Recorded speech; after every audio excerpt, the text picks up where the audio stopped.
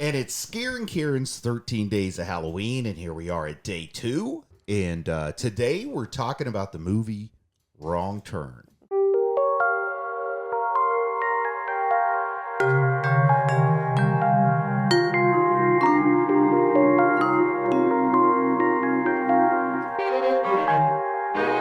Came out in 2003. It's directed by a guy named Rob Schmidt. And I'm not really familiar with much else that Rob Schmidt's directed. Do you have any ideas? I mean, have you heard of this guy before? I haven't, no. Yeah, I'm not real sure what to make out of that. It also was written by a guy named Alan B. McElroy, but before anybody asks, it's no relation to the famous McElroys here in our hometown, the McElroy family. But this McElroy guy, I recognize the name because he had worked on some comic book stuff. He worked with Todd McFarlane on Spawn, which is kind of a scary horror comic. I mean, you know what Spawn is. You've seen the Spawn movie. And then on top of that, he also wrote The Return of Michael Myers, Halloween 4, which is a Halloween movie that I'm sure I've seen at some time, but I couldn't tell you one thing out of that movie right now. No. As far as the cast on the movie, it stars Eliza Dushku, and that's the only person that I recognize from the cast. And I know Eliza Dushku because I met her in Seattle that time. Yeah. Do you recognize any of the other people? I recognize Jeremy Sisto. He's the not the goofy boyfriend, not the weed smoking boyfriend, but the smarter boyfriend that's engaged to the one of the Yeah, girls. kind of like taller. Yeah, he was actually Cher's boyfriend in Clueless. That's where I recognize him from. Oh, he did seem familiar.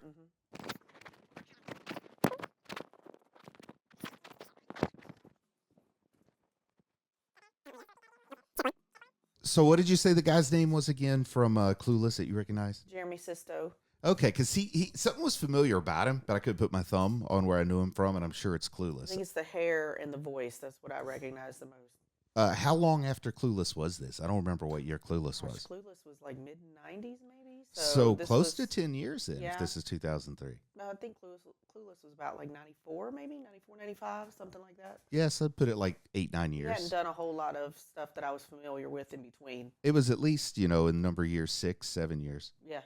Yeah, something like that.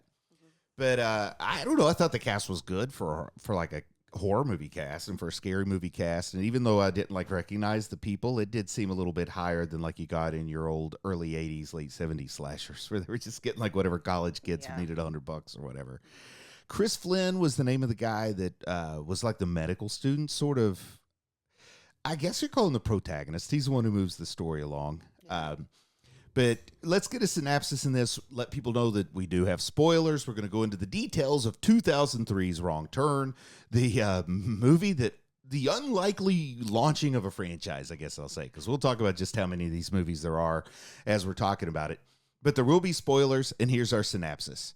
Some attractive 20-somethings get lost in rural West Virginia and find out that the locals aren't exactly welcoming. Another big thing I didn't mention at the top when we were talking about the credits here is that this was produced by Stan Winston. Stan Winston's Creature Shop or something like that's the name of his effects studio, and he's pretty darn iconic in the world of like makeup and special effects in Hollywood. He's done a lot of stuff that I know you like, things like Aliens, Jurassic Park, a ton of scary movies. I mean, his credits goes on like probably 2 pages if you just were like reading them all. But what did you think? I think the biggest part of what he would have done here is the practical effects, by the way. When Stan Winston's working, it's going to be almost exclusively practical effects. But I think some of the kill scenes, as well as the mutant deformities of our representation in this film of local West Virginians like myself, he was responsible for that.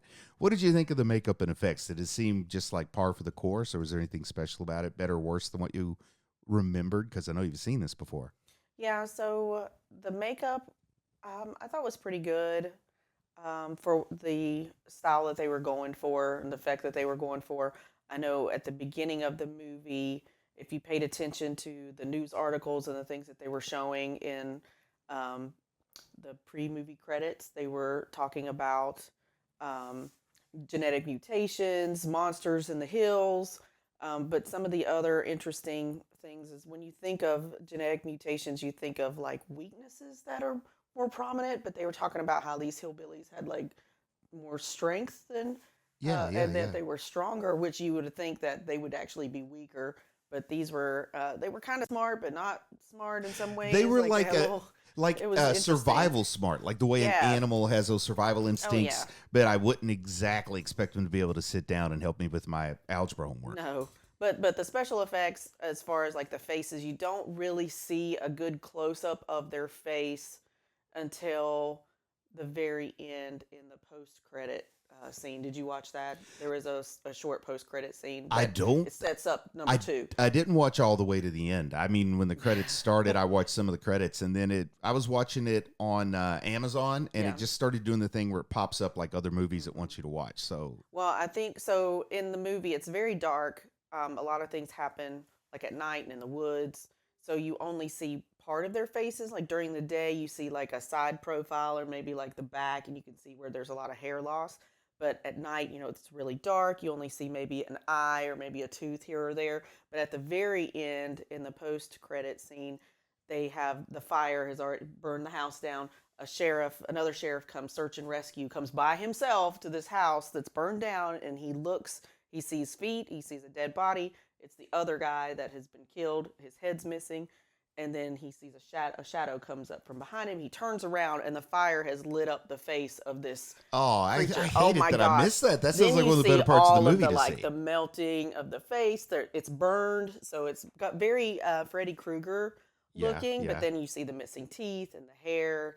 There's blood on it, but you see a lot more of the detail in the face and stuff. So Oh yeah. man, I will say Hmm. that one of the things I got more excited about is, I've seen this movie before, but it's probably been 15 years. It's a 22-year-old movie. So who knows when the last time I saw it was, and I basically just saw it as a joke because I'm from West Virginia, live in West Virginia. I mean, in our wedding, people were worried about taking wrong turns, right? Well, it came out, in 2003. I didn't meet you until then, but I didn't watch the movie until we actually moved here. So I'm not originally from West Virginia. So it was scary to watch back then. I feel like I'm more disturbed by it then than I am now. And especially with the technology that we have now, we're less likely to go down wrong roads and not follow Yeah. maps that are, written Well, by here's locals in I haven't seen back the then. reboot. I haven't seen the reboot, but what I say they need to do in the reboot is move it from this location to Pocahontas County, Yeah. where the Green Bank Observatory is, because cell phones don't work there. Oh, right. Uh-huh. And that's a perfect place for a horror movie, Yeah. is there where cell phones don't work. And I'm totally shocked that more people haven't taken advantage of that. Yeah. West Virginia kind of got a creepy vibe. We got a long cryptid history. I don't think any state has as many cryptids per square mile as Right. West Virginia does. Add to that, we got the inbred hillbilly thing like Wrong Turn. You could even have some Jason Voorhees kind of crap going on. But why nobody takes advantage? Because cell phones ruin so much in horror movies these days. Yes. Set it near the Green Bank Observatory, which in real life exists to try to communicate with aliens. I mean, it's all scary movie right there. So why is nobody taking advantage of that? I don't know. Maybe it will happen eventually in this series, because you didn't know until just before we recorded, and I happened to mention it to you, but there are, I think, 8 movies in the Wrong Turn franchise, if you include the reboot that I think was 2023. Yeah. I don't know if I watched the Wrong Turn reboot.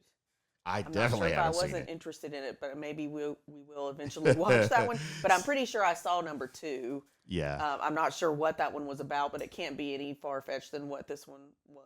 Well, So. back to my original point before I distracted myself with the tangent. Nobody but me to blame for that one. But back to my original point, one of the things I was most excited about here is the fact that Stan Winston did the effects. And I'm a big fan of practical effects. I love stuff like American Werewolf in London. I love the Friday the 13th movies, things like that. Big Tom Savini fan, but I think that Stan Winston's art is probably better than Savini's, but Savini's really nails like the accuracy of the gore when he does it. But Stan Winston's better with creatures and stuff like that. And I really wanted to see what his mutants look like, and I felt a little cheated because you get a glimpse here, you get a glimpse there. but I didn't feel like we had a good scene to just take in like the monstrosity that would look something like Sloth from Goonies or Yeah, something that's like what they that. sounded like when they yelled too. They didn't really speak English. They more sounded like Sloth from the Goonies. Yeah, and our opening here, this is a movie that wants to be a crowd pleaser. It's actually pretty standard horror movie fare. They open up with a cold opening where we get to see the murder that's described as the massacre at Fair Lake, where there's some people like rappelling, which is a pretty common thing to do in the New River Gorge. I don't know about around the Greenbrier Valley. Yeah. And then from that, we go in and we meet, the guy that's driving in his hot rod Mustang because he's a medical student, and people still remembered the 90s when this movie was made. So it's like a Doc Hollywood kind of opening where the, the cocky medical student's driving a sports car through the rural world and he crashes because he's not paying attention. So it has that Doc Hollywood opening. Now, this is set in West Virginia. But one thing I noticed looking around, like when they're walking through open fields and there's no mountains on the horizon, like we're the mountain state. And even though they're not like massive mountains, a lot of people say they're more like hills than mountains. You never see a flat horizon around here, right? Mm-hmm. Unless you're looking on the river. If you look along the river, you would. So that kind of took me out of it. But we get the guy. He runs into some other people that are just hiking or something. And he's talking about being a medical student on his way to Raleigh, which I assume something at NC State. But I wondered, like they never said where he went to medical school. So I just decided he's an out-of-state student that goes to school there in Lewisburg at the osteopathic school. And that explains why he's going that direction.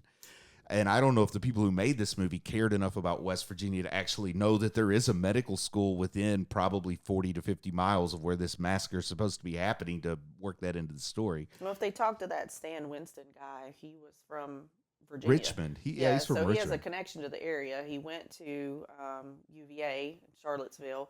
And so I'm sure that's where he got his ideas for like Appalachia, because I'm positive he probably had to drive through West Virginia, but for the purposes of fairness, I like to call it East Virginia, not Virginia, because you don't say like North Carolina and Carolina. You say North Carolina, South Carolina, North Dakota, South Dakota. You got a West Virginia. There's got to be an East Virginia.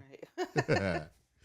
That's another thing that bothered me too, was when he's on his way to Raleigh, and he says, I've got to be in Raleigh by 7 o'clock. And I think on his watch, because I pay attention to little details like that, on his watch it says 3 o'clock. There is no way that he was going to get to Raleigh by 7 o'clock. And when he totaled his car, there was no way he was going to get to Raleigh by 7 o'clock. That's why he was driving so fast in that Mustang. Right. Well, and then on the interstate, or the road that he was on, when I was watching the film from like when they were showing the aerial shot of the interstate, when he turns around, it's 2 lanes on one side and 1 lane on the other side.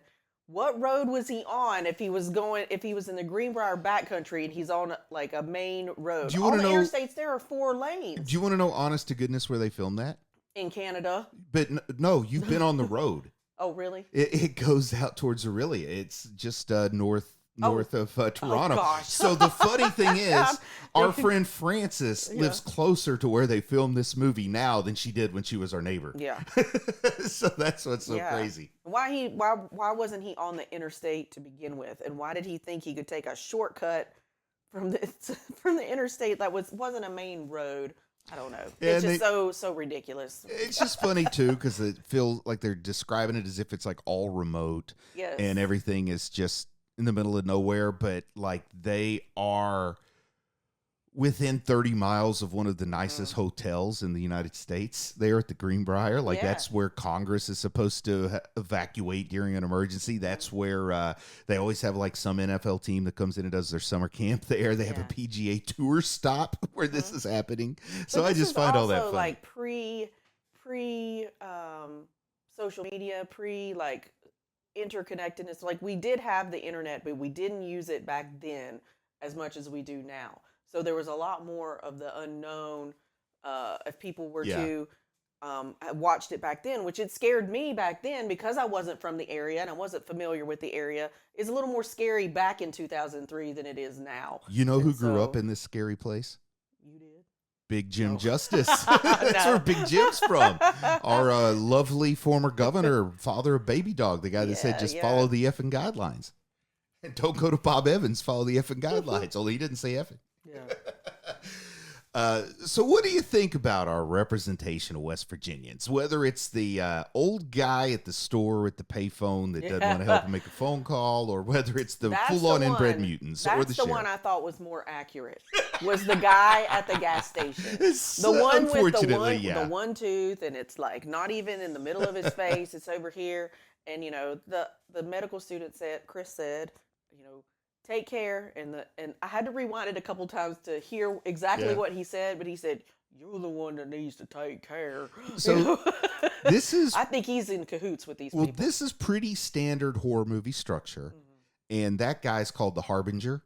And it's especially a Cabin in the Woods type movie is going to have a harbinger, but this is kind of following that format. This is essentially a remake of The Hills Have Eyes. Wow. That's what I think of myself as like, yeah, this is The Hills Have Eyes, a little Texas Chainsaw Massacre there. They're trying to give it their own twist. I'm not saying it's a straight up ripoff, but this territory has been examined before. Yeah. You could even say Mother's Day from Troma, which is a really disturbing version of this story. Is anyway. So this has been well-trod territory, but that guy's the Harbinger, and that's the guy that later on you're supposed to say, oh, they should have listened to that guy. He knew what he was talking about. Right. And they have him in Cabin Fever. He's the guy that at the end, he's like, oh, I got this gun for N-words. He's the Harbinger in that movie, but they play him for comedy. And then also they even say in Cabin in the Woods, the Joss Whedon written movie where it's all like being operated by the government, they say, okay, engage the Harbinger, and then the old guy at the fill-in station comes out and acts like all creepy and says you shouldn't go there. Yeah. Well, I really do think with this one, they knew, they understood. I do think they knew that the medical school was there in Lewisburg, because when they said Greenbrier backcountry in the beginning, when he was driving through there, but if you look at the guy that was at the gas station, and then those people that were deformed, the hillbilly inbreds, you don't think of those kind of people coming out of Greenbrier Valley.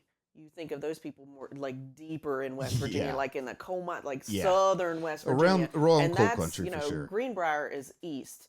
So I think they had like some kind of idea that they were closer with the medical school and getting to Raleigh, because he would be way far away. But the inbreds we think of are more in those deeper areas, deeper in the coal mine country. I figure he had an internship or residency interview at NC State, and he's trying to go from Lewisburg there in time to get his interview. Yeah, but I mean, I don't know. Why would he be going to NC State for residency? Still, though, would they have a residency at the hospital there? Maybe. Yes, of course. Okay. Well, I guess I don't know. That was another thing too. I couldn't figure out, why is he going to Raleigh? Why wouldn't he say he was going to like Durham or I Chapel suspect Hill or that something? Alan B. McElroy, the guy who wrote this script, watched a lot of the Andy Griffith Show growing up, and they were always going to Raleigh when they needed something. Like if they couldn't get it at Mount Pilot, they had to go to Raleigh, and I think that's why he said Raleigh. Because honestly, I would have said Durham if I was writing it, because Duke is the kind of place that's got like this real snooty reputation. So this kind of guy sounds like the guy that would want to go to Duke. Yeah, but they're probably more familiar with the Raleigh area than people would be more familiar with Raleigh than Durham that aren't from around here. And maybe since this guy went to UVA, he hated Duke and Carolina, so he wanted to give NC State some love. I mean, this is conference rivalry, baby. That too. Well, I do think the depiction, though, I don't know. If you're not familiar with the area, you could easily say that, oh gosh, this is what people really look like. Oh man, people down in southern West Virginia look like that. But just from living here for so long now, we've been here for almost 15 years? I've been here longer, but continuously, and getting to know the people in the area, and maybe running into those people, they look nothing like. Yeah, you moved here 2004. Yeah, I mean, but we were only here, a year, then we came back, and then came back later. But now we've been here for a while. But still, like I don't know. I have some really strong feelings about it, because it is not a good representation of our state, and I don't think it affected tourism back then. I mean, people still come, but people still have their ideas of what they look like. But it was just a gross representation, I think. Was it one of your? I mean, we got married in 2004. Yeah. So this movie was fresh. It was in the zeitgeist. Oh yeah. And didn't one of your friends say like every time she stopped to get gas, she thought people wanted to eat her? Oh yeah. She was worried about hillbilly cannibals when she came to our wedding because it was in West Yeah. Virginia. Well, and I'm a little more adventurous when it comes to like driving because I do Oh, more of the yeah? driving than you do.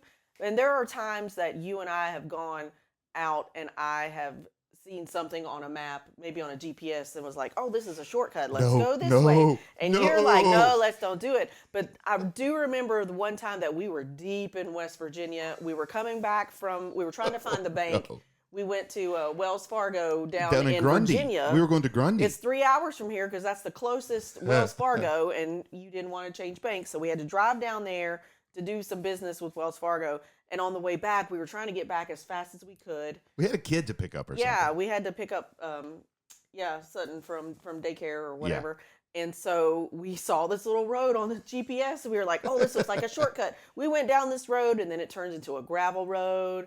And then we saw It was log total trucks. wrong It was a turn. logging. It was total wrong It was turn. an old logging Yeah. company like road. It was oh a my deer gosh. trail. We were And on a then deer there was trail no by the cell end. phone service because the GPS, like you know how it Just drops went out out. sometimes where Yeah. there's no map on there at all, and it becomes We were a driving grid. through the woods, people. We We were were just scared. driving through the woods in a minivan. Oh yes, and I think we said something about it being, "Oh, this is like straight out a wrong turn. We won't ever do that again."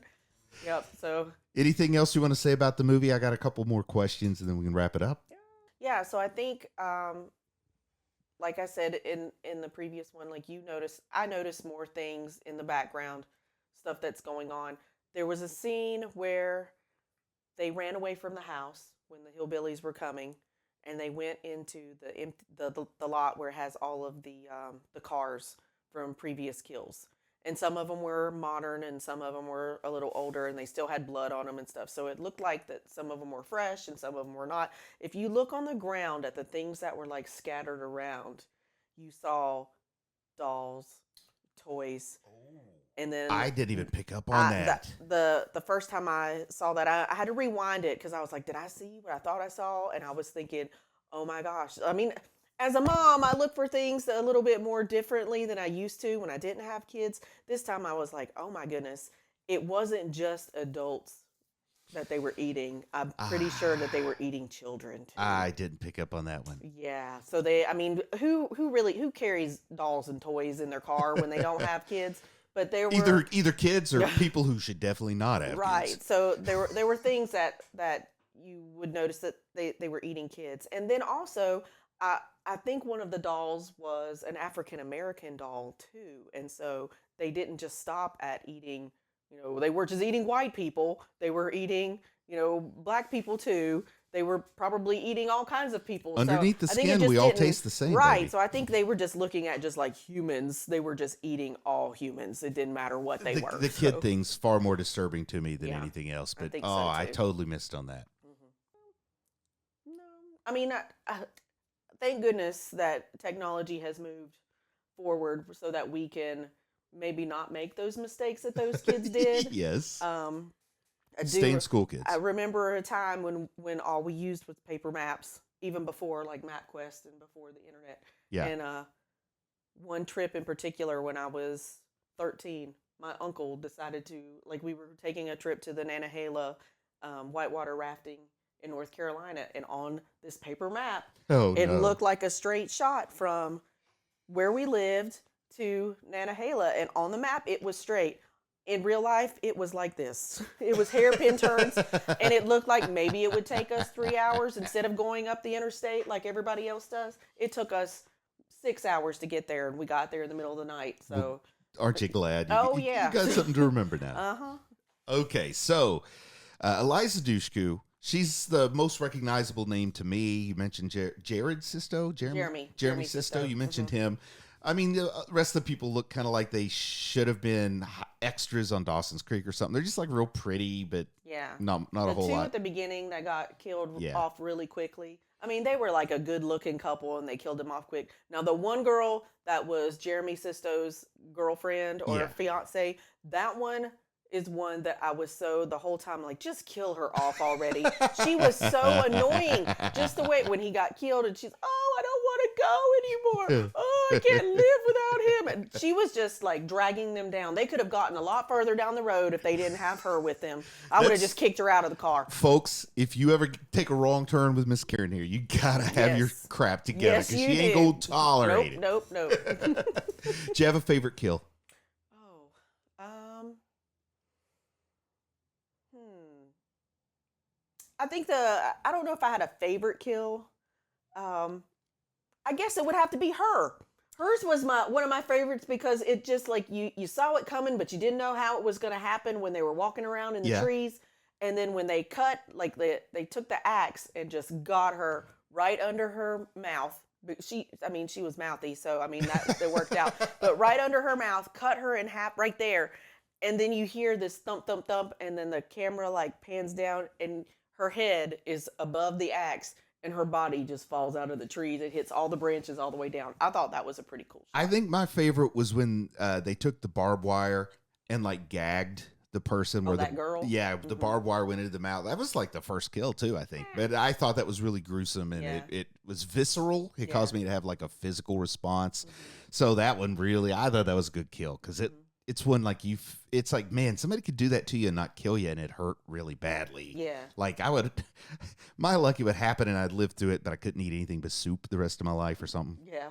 But, so, probably not as much interesting stuff to say about this one as the monkey. This one's a little bit more straightforward. It's not really trying to say a whole lot with themes, in my opinion. Do you pick up on any themes other than don't trust inbred hillbillies? Oh, my theme, I guess, is just to stay along the path that you were originally Follow going. the yellow brick Yeah, road. don't try to take shortcuts. There's no shortcuts Hey, in life. Better late than never. Yeah. Better late than never, Yeah. because he never made it to Raleigh. I have a Right, feeling. right, exactly. Okay, so this one on the scare grade. You want to go first? You want me to go first? I'll go first. Okay, Yeah, what's your scare grade? For the scare grade, I'm going to do 2 for the scare grade. When I initially watched it, because I didn't know anything about the area, I would give it probably about a B, just because it scared me at the time. Yeah. Now, watching it today and knowing what I know, it's probably more of a C. I'm going to give it a B plus. Yeah. Because some of those kills are visceral. They're things that could really happen, and you react to them. The idea of getting lost is real, and I'm really scared of getting lost and having somebody say, "Don't trespass on my land. I have the right to shoot you." I mean, I don't expect them to beat me with barbed wire and stuff, but I still have a very real fear that you accidentally turn down the wrong dirt road and somebody might fire a shotgun at you Yeah, around here. that's possible. So I give it a B plus. Like it's not the scariest thing I've ever seen, but it's very real scary stuff, and I wouldn't want to watch it before like driving to Charlotte by myself at night. Yeah. I think I think the reality of it actually could happen. Yeah, Is what makes it more scary, but the people that are doing the killing is ridiculous. I definitely found it to be scarier than the monkey that we talked about yesterday. I think so too. Yeah. Yeah, because the monkey's not as realistic, but it was a little more. Now, funny where and is your campy. pumpkin rating on this one? How likely are you to recommend this to somebody? How good do you think the movie is overall? Gosh. Oh, I'd probably say about a 2.5, maybe. Yeah, I'm with you. I'm somewhere between 2.5 and 3. Yeah. It's not a good movie, but it's competently made. Stan Winston does good work, but they don't show it off. But when you do see it, it's good, in my opinion. Story is almost non-existent.